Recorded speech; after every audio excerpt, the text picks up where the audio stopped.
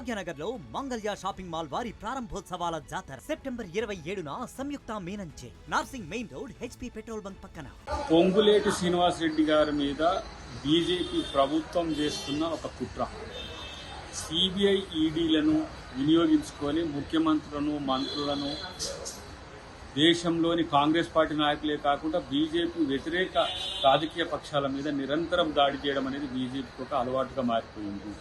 దానిలో భాగంగానే ఈరోజు పొంగులేటి శ్రీనివాస్ రెడ్డి గారి మీద జరుగుతున్న దాడి ఇది కాంగ్రెస్ ప్రభుత్వంలో ఉన్న నాయకులను భయపెట్టడానికి, వాళ్ళ యొక్క మానసిక స్థైర్యాన్ని దెబ్బతీసే ఒక కుట్రగా మేము భావిస్తాం. అది కర్ణాటకలో డికే శివకుమార్ గారి మీద జరిగింది. ఇటువైపు ఏ రాష్ట్రంలో ఆర్థికంగా కొంత బలపడి ఉన్న నాయకులను ఇలాంటి కుట్రలు చేస్తుంది. మా సోనియా గాంధీని, రాహుల్ గాంధీనే సిబిఐ ఈడీలు వదలకుండా చేసిన మోడీ ప్రభుత్వం దీనికి మూల్యం చెల్లించుకోక తప్పదు.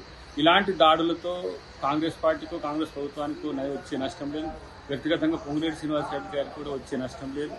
తప్పు చేయకుండా ఒక మంచి బిజినెస్ మ్యాన్గా తెలంగాణలో ఉన్న తనపై రాజకీయ కక్షపూరిత దాడి చేయడం అనేది దీన్ని తీవ్రంగా ఖండిస్తున్నాం. డెఫినెట్గా ఇది బీజేపీ మార్పు రాజకీయానికి ఇది పరాకాష్ట అని చెప్పక తప్పదు. భాగ్యనగర్ లో మంగళ్య షాపింగ్ మాల్ వారి ప్రారంభోత్సవాల జాతర సెప్టెంబర్ 22న కీర్తి సురేష్ చే Sudarshan theatre complex RTC cross roads నందు. సెప్టెంబర్ 27న సంయుక్త మీనంచే Narsing main road HP petrol bunk పక్కన. సెప్టెంబర్ 29న శ్రీలీలా గారిచే మణికొండ మర్రి చెట్టు నందు. మంగళ్య షాపింగ్ మాల్స్ గొప్ప ప్రారంభం. ప్రారంభోత్సవ ఆఫర్స్ మిస్ కాకండి. Mangalya shopping mall, Telangana, Andhra Pradesh.